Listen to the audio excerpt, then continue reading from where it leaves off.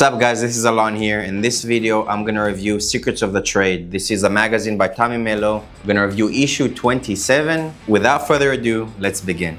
So in this magazine, which is actually the first one that I read, this is issue 27. This is the first one, so I'm gonna start writing, making video about it. So in case there's something good that nobody misses out.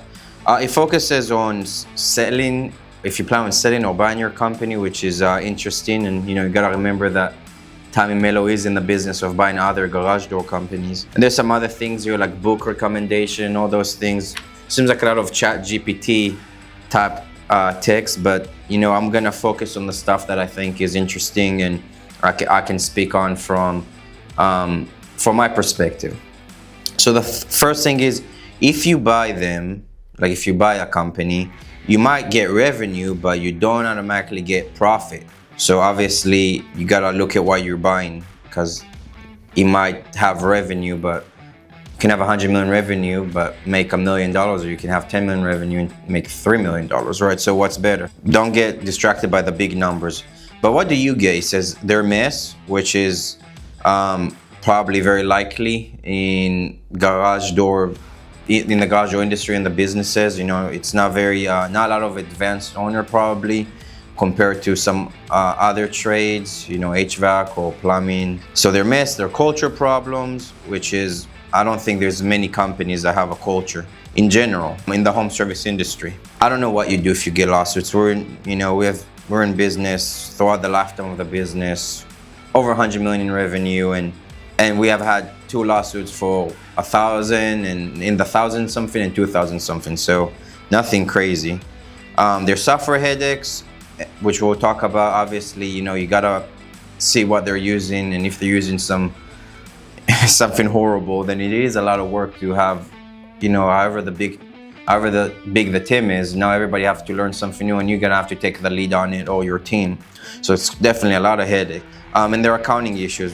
Can't say much about that. We have an accountant on payroll in our company, so we don't really have any accounting problems. He doesn't come to the office every day and work here necessarily, but he does a lot of things for us, like working remote on a weekly basis with our office staff, from running the payroll and certain things. So again, very interesting stuff about that. Now next topic will be, here's a few tips to help you beat the Goliath and keep the organic growth going. So what they're referring to here is, a Goliath will be probably A1 or Guild Garage Group coming to your territory. So how do you beat them and make sure that they're not beating you down? He says, charge the most, pay the most. Don't be afraid to charge premiums for elite work, then deliver. And I'll say something about that, and I think that's very important to understand, because there's a lot of small guys that be like that are pretty much talking shit about the big players, charging so much, being overpriced, screwing over people. I think no such thing for the most part, as long as you deliver what you say you are. When you go to a doctor, when I had to get my Invisalign, I went to 3 different dentists and I got 3 different prices. At any point I think that any of them is unreasonable or unfair? No, that's just the market. And then I'll add to it, like, did you ever see any big company that's the cheapest? It doesn't exist in the home service industry and a lot of other trade, like engineering, architects and so on. Big companies are not cheap, and that's just a side note. If you do anything, when I do my other projects or anything that I need an architect or engineer, I don't look for the big firms. I avoid them because I know I'm gonna pay a premium. Build culture, people won't leave. Hire slow, look for character, build a team of A players that can perform at a high level. That takes a lot of work. It's definitely doable, but it does start hiring. When you make your hiring process exceptional, from the interviewing over the phone, and I can talk about that in another video, but you can't just call them, hey, we like your resume, come for an interview. You want to make them feel like they earned it, and it starts the process from that first point, that if you get hired here, then it's a privilege. But with it, you gotta have a good looking office, you gotta have a onboarding plan, you gotta have a training plan. Everything has to be top tier, and you're gonna get that, you're gonna have an A plan, you're gonna have A players. Stay on top of your KPIs. Everyone should be accountable for their goals, update them often. Very important. Use softwares to keep track of it. Service Titan is good, is really good for it, but sometimes you have to use some other ways, some manual work to keep certain KPIs. Build customer relationship, train for sales in residential setting, build relationship in commercial ones. Not sure what they're saying here, but okay. Next section, buying. What's in it for you? When you start thinking about buying a business, you want to keep an eye on the real value. In most acquisition, when we buy a company, what we're looking at is their client list, their lead sources, their Google My Business pages, their brand equity. So I'll start with the client list. That is only useful, in my opinion, if you have a good CRM that you can monetize on it, and you have been leaving stickers on Garage Door for, through the duration of your business when you service those clients, so you left your name behind. Their lead sources, very important, because if all their business is coming from sources that you can just, open your own, Google ads or, other, Angie's, and, there's a few more that, in all honesty, I don't like sharing because I worked really hard finding them. But maybe one day, if you want to learn, maybe reach out and I'll consider it. So, how they get their leads, because if it's a simple process of signing up and you can do on your own, then why pay a premium for buying? Google My Business pages. Most important thing, in my opinion, how many reviews they got, how many pages they got, that's just so powerful.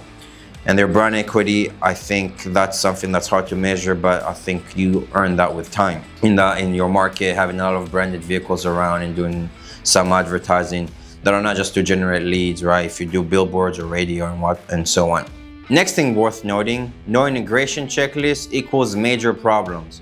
I can only imagine what they're talking about, that when you reach a certain scale, everything gotta be integrated and work together for efficiencies and also for optimization, just to have a healthy operation. We have Service Titan that's integrated with all of our lead sources and our phone system, other software that we use for, lead follow-ups and so on. Everything is integrated. So I think that's what we're talking about here. I mean, it's super important. We pay premium prices for those software that do have the integration, but it's worth it. Next thing would be, you need a 40 page plus plan of what to do when you acquire them.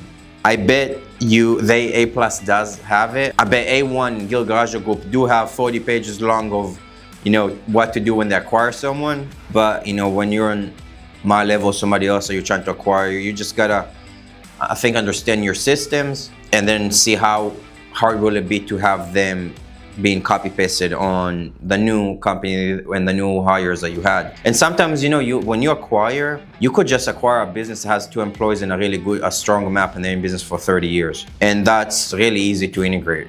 There's virtually no integration, all right? It's just taking over the phone number. It's different scenarios, different stuff to talk about and consider. Next thing will be, every situation is different, and you really don't want to jump the gun with this. But here's my basic advice. If you're under 1 million in EBITDA, build. Focus on establishing your team, strengthen your process, and get market share. If you passed 1 and you're in the 1 to 2 range, it might make sense for you to scale.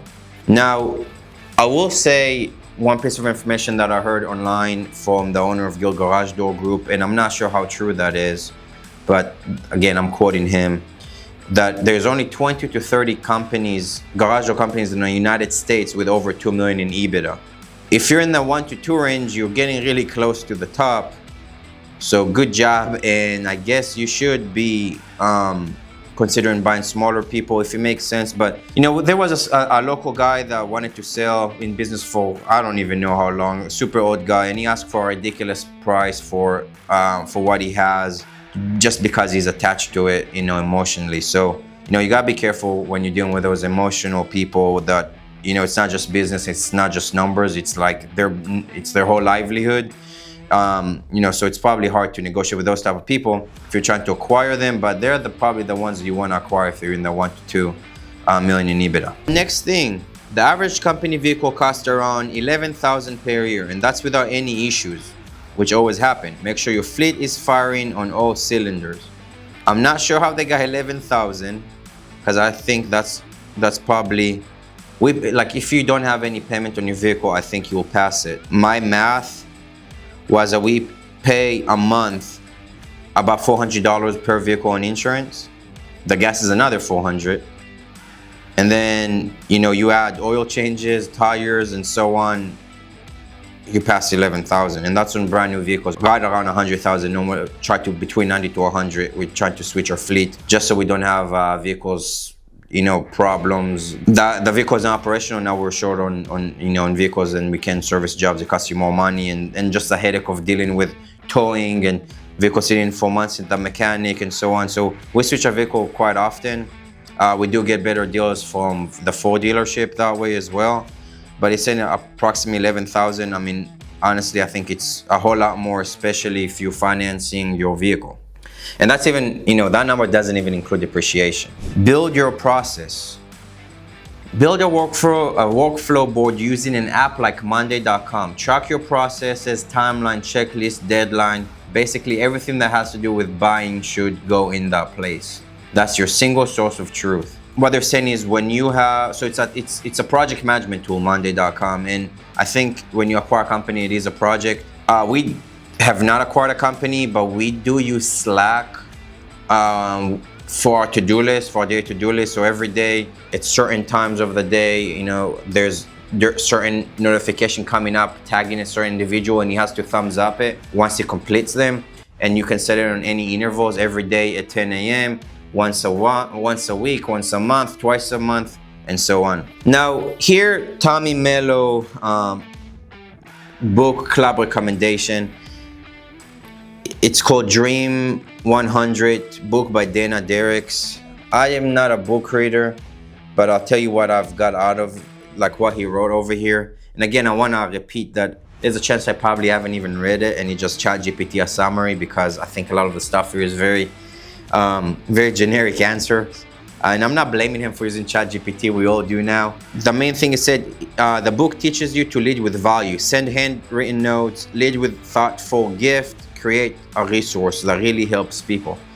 So send handwritten notes, and I'll take an example of a company that I've seen that on garage door, like Super Tech Day, they would their manager would handwrite a note, sign it, all the management people, and put movie tickets in it and give it to the employees. So you could easily just do movie tickets, here you go, but they take it to the next level. So handwritten notes was actually something that I've seen, and we also started doing it after that company showed it to us. Lead with a thoughtful gift. I think that kind of relates to that. Don't just give out money. Try to make it exciting and, you know, fun and thoughtful. Create a resource that really helps people. I'm not sure what he means there. And there's something interesting here that I just wanted to share, and that will be the last thing for this video. In this book, the author says, I remember a guy a few months ago, he sent a pizza with a piece gone. He said, you're the missing piece. So I guess somebody tried to hire someone, and to really win him over, he sent him a pizza, took out a piece, and did a handwritten note saying that he's the missing piece. So quite funny and creative. And I'm gonna end the video with that, guys. So if you enjoyed it, please hit the thumbs up button. I'm probably gonna keep on reviewing Tommy Mello magazine, Second of the Trade, every issue. And I think you can also freely subscribe on it if you Google and you just go to that website. And you can, you know, have copies mailed to you at no cost. So this is it, guys. This is it for this video, guys, and I'll see you in the next one. Peace.